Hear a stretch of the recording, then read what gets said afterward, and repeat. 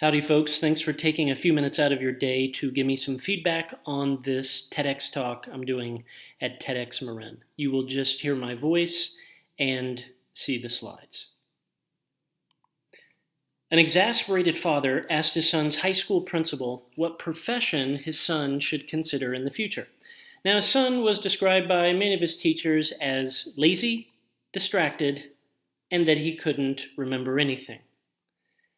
So the principal replied to the father, "It doesn't matter what he does, he will never amount to anything." Oof.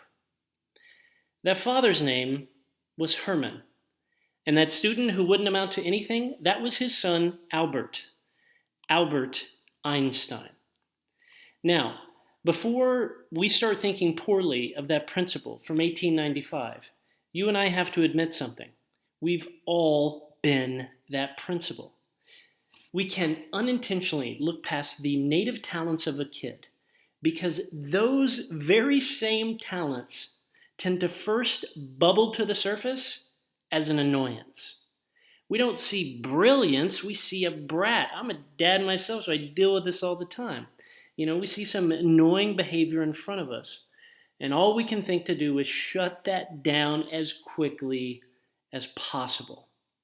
But what if, go here with me for a moment, what if a kid's most annoying trait is actually their biggest talent in disguise? Let me put it another way. What if a kid's greatest asset first presents itself as a giant pain in your asset?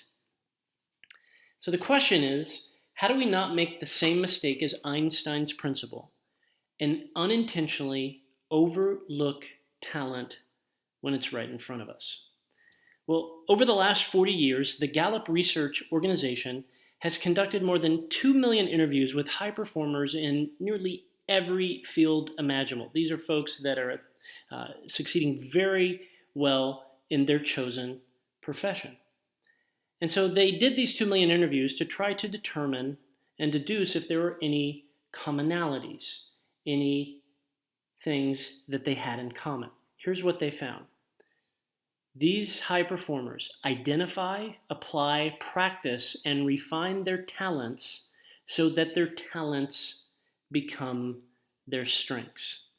Now, let's be honest, with a kid, it doesn't look like they are refining their talents. It looks like they are refining your sanity.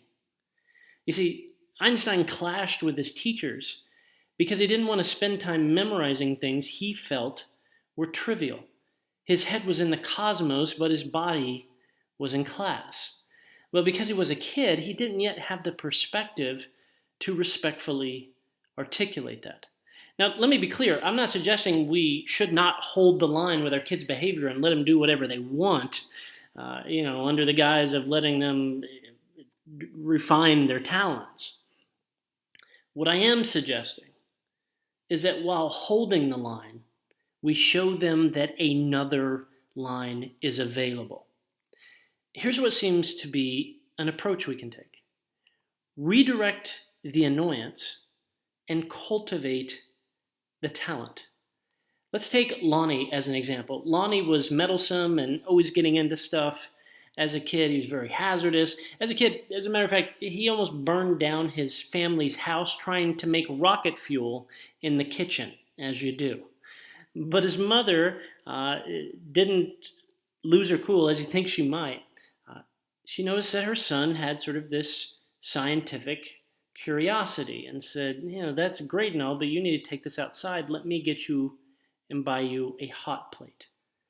Fast forward to today, Lonnie Johnson holds more than 80 patents and is the inventor of the Super Soaker, which is approaching $1 billion in sales.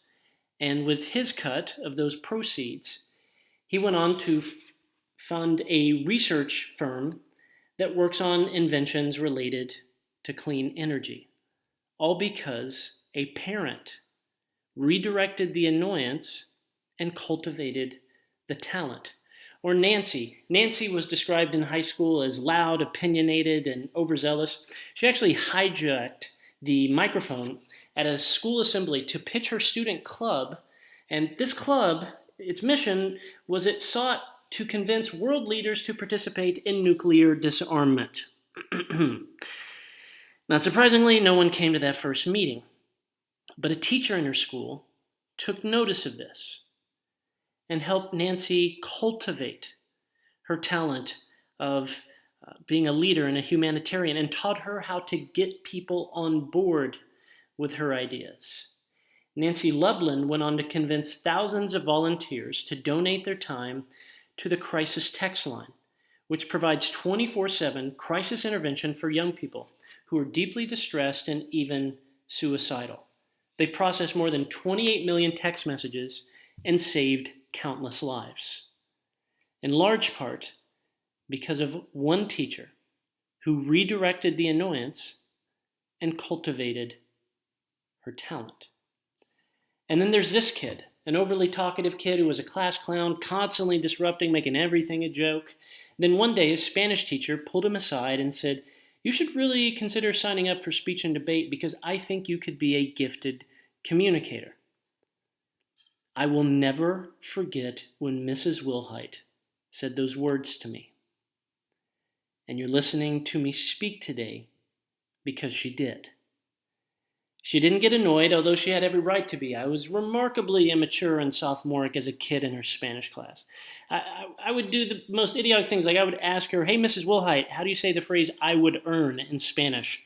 Knowing full well this would force her to say aloud, "Yo gonorrhea." If you laughed at that, you're a terrible person.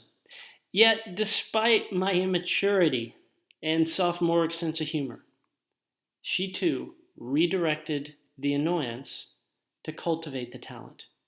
You see, I believe all kids need one caring adult like Mrs. Wilhite, an adult to be patient when others might be pestered.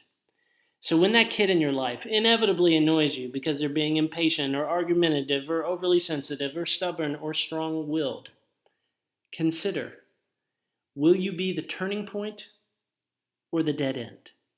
Please don't miss that genius that's right in front of you simply because it first introduces itself as an annoyance. Thank you very much.